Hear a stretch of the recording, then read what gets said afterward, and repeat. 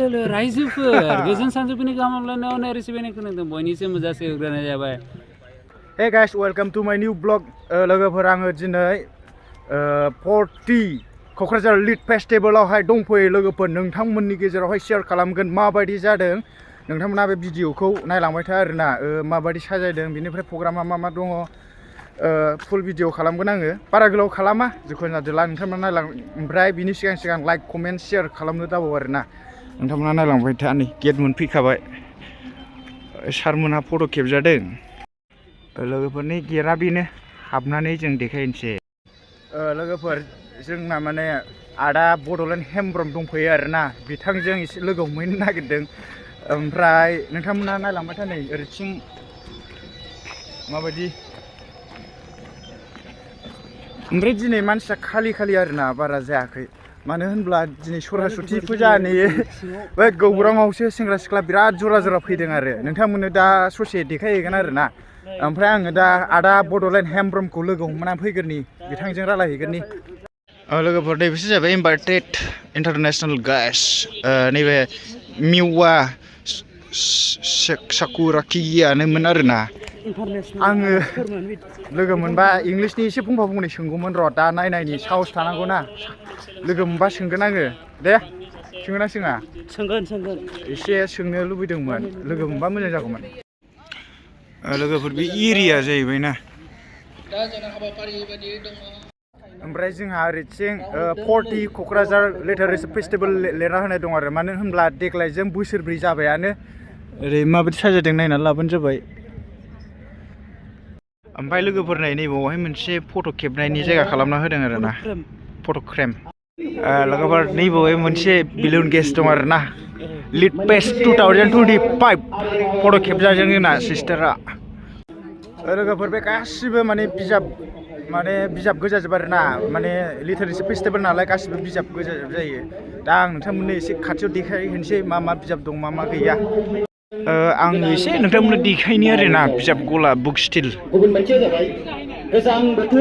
बर' आइजो लिरगिरि गौथुम बिजाब दं लेखा फराया बिराद गोबाव जाबाय नै जोंना हाग्रामा महिलारि दा हिर' अफ बड'लेण्ड मोजां जागौमोन बे फरायनो बेसेबां नायनि दामा बेसेबां 200 गाहाम ओमफ्राय आसामनि गासिबो मोनजोबखागोन खोमा ने नागिरना लांफैनो हागोन लोगोफोर नागिरै आदा हेमब्रमखौ लोगो मोनबाय बड'लेण्ड हेमब्रमखौ बिथाङा नै भिडिअ खालामगासिनो दङ माबायदि खालामो नायनि बिथांखौ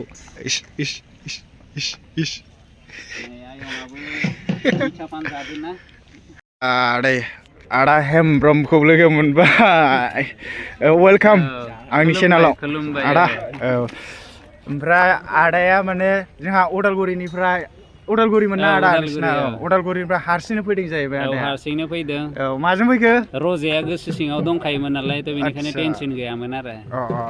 ओमफ्राय दे नोंनि इन्ट्र'खौ होलाय आदा एसे हेल' रायजोफोर गोजोन सानजौफुनि गाहाम हामलायनायाव नायरि सिबिनायखौ नोंथां बयनिसिमबो जासिहरग्रोनाय जाबाय र' हां लाग्रोनाय ओमफ्राय बे फंबायनि चेनेलखौबो एसे सापर्ट खालायना होदो मा नाममोन आंनिया रुजुरुमु ब्रह्म बापरे रुजुरुमु माथो बेखौ बिराद मोजां खोनादोंमोन मामोन बिनि ओंथिया रुजुरुमुआ माने रायजो जानायाव सोलिबाय जेनेबा गोजोन सान्थि आच्छा रायजो रुजुरुमु जेनेबा संसार जालांनाय बायदि आरोना ओइ माथो नोंना संसार जालांनाय बिराद मोजां जाखोगोन माथो हिनजावा बिराद फसायथारगोन माथो नोंखौ मोजाङानो ना बिदिनो रुजुरुमु जालांनांगौ ना संसारखौ ओंथि गोनां जाहैबाय ओमफ्राय आदाखौ लोगो मोननानै गोजोननाय मोनबाय ओमफ्राय आदा जों दा बे नैबे लिड फेस्टिभेलाव फैना माबायदि मोनखो बिराद गोजोननाय मोनदों ओमफ्राय बे मोनसे बिराद मोजां स्टेप आरोना बेफोरबायदि फेस्टिभेलबो जानांगौ अब्लासो जेनेबा जोङो थुनलाइनि फारसे एसे आवगायलांगोन नङा जानो गुबुननि फारसेथ' आवगायलांगासिनो कालचारेल माबा माबि ओमफ्राय बे थुनलाइनि फारसेबो आवगायलांनांगोन अब्लासो जेनेबा बे फैबाय थानाय बे जोलैफोराबो मोजां लामायाव थांनो हागोन आरोना ओमफ्राय आङो दहायनिफ्रायनो आदाखौ नागिरगासिनो दंमोन दासो लोगो मोनबाय आरोना आङो ब्लगाव सिगाङाव होनना बुंखादोंमोन माने आदा हेमब्रम फैना दंफैयो ब्लग खालामदो ओमफ्राय बिदिनो होननानै लाखाबाय नालाय नागिरगासिनो मोना दासो लोगो मोनफैबाय दा गोजोननाय थाबाय दे आदा आंनो गोजोननाय मोनबाय दे थेंक इउ माने सेन्ट्रेलनि कनफारेन्सआव फै दतमायाव दतमा मानि अल बड' कनफारेन्स स्टुडेन्ट इउनियननियाव माला जायो मार्चनि बिदिनो 13फोरनिफ्राय जागोन 31 औ बे बड'फानि जोनोम साना नङा सेन्ट्रेल कनफारेन्स सेन्ट्रेल कनफारेन्स एबसुनि आसा खालामो आंबो बेयाव सहैगोनदां होननानै आसा खालामो आरोना लाखिनोसै नामा आदाखौ दतमायाव ओरै क'क्राझार एरियायाव उदालगुरिनिफोरा लाखिनो होनाय नङा उदालगुरिनिफोराबो बिराद मोजां मोनोना ओमफ्राय आदाया माने बेरायखांजोब्बाय नामा औ दाथ' बेरायखांजोब्बाय दा ओमफ्राय बे फरेननि माने खन्थाइगिरिफोर फैदों नालाय थ' बिसोरजों एसे सावरायलायनोसै आरो ओमफ्राय आङो माने बै जापानिस बे मेमखौ लोगो हमनो सानदोंमोन एसे इंलिस रोङाबाबो सोंनो आरो ओमफ्राय गैला थांबाय होनदों मानसिफोरा हयथ' माथो आंनाबो लस जाबाय होमबालाय थांबाय होननाय खोनादों दहाय फुंनि 5:30 दे जिखुनु जादोंला आदाखौ लोगो मोना जोबोद गोजोननाय मोनबाय थेंक इउ दे आदा लोगोफोर जों दा जाग्रा जायगायाव फैबाय ओरैथिं लेडिसफोरनि ओरैथिं हौवाफोरनि आरोना ओंखाम जागोन ना जाला आंथ' नायसै ओमफ्राय जानाय जाबा जानोसै लाइनावसो थायो ओमफ्राय नै आदाया हाबलांबाय जोंना लोगोफोर बे जानाय जायगा आरोना जानाय जायगा लोगोफोर ओंख्रिया अमाबो दं आंहा दिनै फुजा दिन ना जाथ'ला गुदुंथार आदा नों ओंखाम जाला जाथ'वा जागोन लोगोफोर जोंहा आरो मोनसे डेक'रेसन दं आरोना आयै मेमा दासो फैदों नै माबाया करियानना माबा जापानना दासो फैफिनदों औ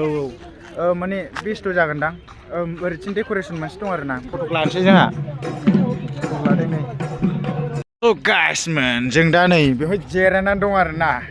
ओरैथिं दनोब्र' दङ नोंथाङा बे फेस्टिभेलाव फैनानै माबायदि मोनदों खोन्थाबानो जाबाय दे जायगायाथ' मोजां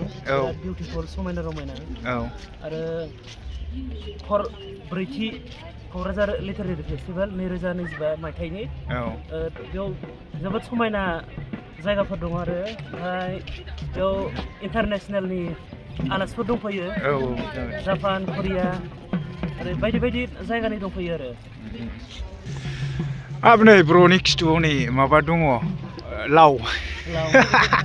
ओमफ्राय आं मोनसे खोथा बुंनो दे नुबाय नामा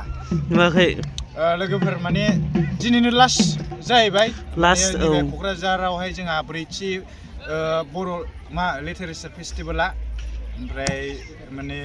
नेक्स्ट इयाराव नङाबा मोनला आरोखि ना ओमफ्रायनो दा जोङो सानसेबाबो बेरायफैबाय दिनै माने 1, 2, 3 सानथाममोन आरोना ओमफ्राय दा लास्टआव फैबाय दा ओमफ्राय नै जोंहा फट' खेबनो नागिरदों देखायहर एसे आपलोड खालामसै क'क्राझार ना खनसा ट्रेडिशनल क'क्राझार बुंसै बरिया दे मिलके अच्छा लगा थैंक यू बहुत ही खूबसूरत है वेलकम और इधर फोटो ले रहा है लोगोफोर फेस्टिभेलनिफ्राय डाइरेक्ट गौरां थांसै गौराङा नांजाबखानायसो गौराङाव बेरायनोसै सिख्लाफोर दङ ओरैथिं नै मालाय सिख्लाफोर फट' लागासिनो दङ जोंनिया सेल्फिया जाबाय फट'आ जाबाय बेनो बास ओमफ्राय आं नोंथांमोननो गेटखौ देखायाखैना नै बेनो जों गेटआव थांसिगोन आरो सिख्लाफ्राबो रावबो नायस'ना जोंखौ बिदा फंबाय सानैखौबो मारै जानांगौ जोंहा हेमब्रम ब्र'आ बर' हिन्जाव लागोन होनना बुंदोंमोन नंगौना नङाथाय आनमेरिडसो आरोना जोंना बड'लेण्ड हेमब्रमा बिथाङा सानथालि गारि बिहिरथारलै गौराङावसो आजां गाजां बिहिरलै गाइस दा जों हाबसै गौरां पार्कआव आजां गाजां मानसि ना ब्र' टिकेट दानसै टिकेट दानना हाबनांगोन टिकेटानो जोबलायलायसिगोनलै बेयो दे लादो नों मोननै लादो औ लानोसै हाब दिनै आजां गाजां मानसिफोर आरोना सरासतिनि नामाव लोगोफोर दा सिङाव हाबफैबाय आरोना आजां गाजां दाउस्रि बिदै दैजोबनाय ओमफ्राय दुखु गोनां बाथ्रायानो जाहैबायना आजां गाजां सिख्लाफोर दङ सासेबो सौग्रावा खाफाल गाज्रि खाफाल गाज्रि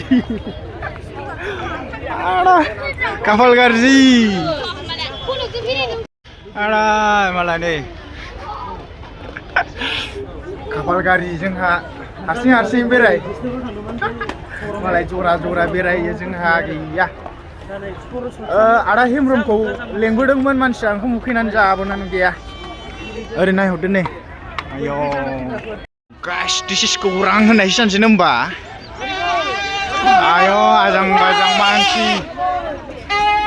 सरासति फुजानि आजां गाजां मानसि जाहैबाय लोगोफोर आङो फैफेराखै फैनाया माने सरासति दिनाव फैयामोन आरो ओमफ्राय नोंथाङा माबायदि मोनदों र'आ मोजां मोनदों लोगोफोर जों दा सानैजों बेरायगासिनो दङ लराखौ आरोखि जोंना जरा गैया ओमफ्राय ओरैथिं माने डेक'रेसन मोनसे दङ आं देखायबाय थाथ'ला जिखुनु जाया बेरायनोसै आरोना ओमफ्राय जोंहाथ' सिंगोल नालाय रावबो गैला मालाय जरा माने बायसेन्सनि सिख्लाफोर जराखौ खेबफ्लाङोबा दाय जानो नाङा आरोखि ना माने भिडिअ खालामनानै नुखागोन आंथ' रावखौबो थांखिनानै खेबनाय नङाना बर' औ बेनो औ गाज्रि नामोन गाज्रि मोना लोगो नोंथांमोना औ ओमफ्राय आदाना गोसोनाय गैथारा नामा रावबो गैयालै ना सिरिसो दंखोमायो नामा गैया आदसा ओमफ्राय रावबो सिनायनाय नुवा गौराङावनो मारै जाखो एथ' गुवार जायगा हारसा सिख्ला बर' सिख्ला सोरखौ नायनो माने जोंना महरानो गैया नालाय खाफाल गाज्रि सासेबो सौग्रावा ना गोराना बिदै दैजोब्बाय दसेयावनो थांना फैनि होमबालाय नै सिख्लाफ्रा फट' खेबजादों ओमफ्राय जोंहाथ' ओरै साइडजों जरा नुजोबगोन आरोखि ना जरा नायनो फैलायबाय जोंहा सिंगोल मानसिफ्रा नों होमबा ब्र' दायो लोगोफोर आङो थांखिनानै खेबनाय जानाय नङा सोरबा नुफ्लाङोबा दाय जानो मोननाय नङा आरोना जिखुनु जादोला बे जायगाथिं जरा गोजाजोब नि जरा आङो गौराङाव फार्स्ट टाइम जरा दा नोंथांमोना सापर्ट जरा आरोखि ना नै लादो दै बालाय ब्र'आ मा बुंनो सानो मा बुंबावनो सोदोबानो गोमाबाय साला थारमाने देनां जोंहा हाबा जाखांबा हिन्जावखौ आलारि बाथि धुप धुना सावनां माबाबाय थासै आरोखि ना खुलुमबाय थानोसै आरोखि ना जोंहा हिन्जाव गैया नालाय आयदाय मा होनबावदो ओमफ्राय जों दा ओंखारलांसिगोन आरोखि ना गाइसमोन बिथांमोनहा जाय जरा माने सरासति फुजाखौनो बेवहायसो होफैबाय आरोखि ना मा होनो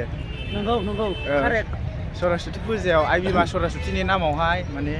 जरा थालायनायखौसो माने जोंनि सेंग्रा सिख्लाफ्रा फालियो आरोखि ना दानि मडार्न जुगाव सेंग्रा सिख्ला जरा बेरायनायासो जाहैबाय सरासति फुजायाव आरो नै लंथं मडार्न जुगाबो ओरैनो ओंखाराखै लोगोफोर आरो भेलेन्टाइन दे माबा देयाव जागोनलाय ना सरासति फुजायाव बिदि जाबायबो आरोना लंथं मडार्न जुगाबो बेफोरनि थाखायनो सोलायलांजोब्बाय दा जों ओंखारलांसिगोन गाइसमोन गेटआव माने जोंना माने कालचार कमप्लेक्सआवसो खामोन नालाय लिटारेचार फेस्टिभेलावहाय ओमफ्राय दा बेयाव एसे ब्लग बानायफैबाय आरोना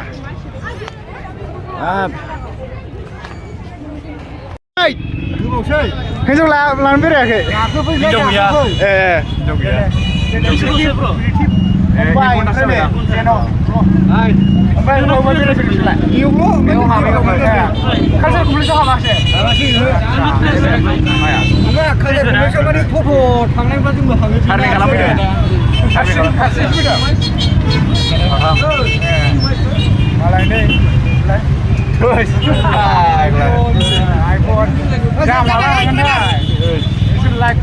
गाखोनो थांबाय बारु Long traffic. ओमफ्राय आङो दा गारि गाखोनो थांसिगोन आरो ना स्टेनावहाय दतमा थांनायाव ओमफ्राय भिडिअखौ बेखिनियाव फोजोबसै दे लोगोफोर नोंथांमोना माबायदि मोनखो कमेन्ट खालामहरदो ओमफ्राय जाय नोंथांमोना साबस्क्राइब खालामाखै खालामना लाबानो जाबाय लाइक कमेन्ट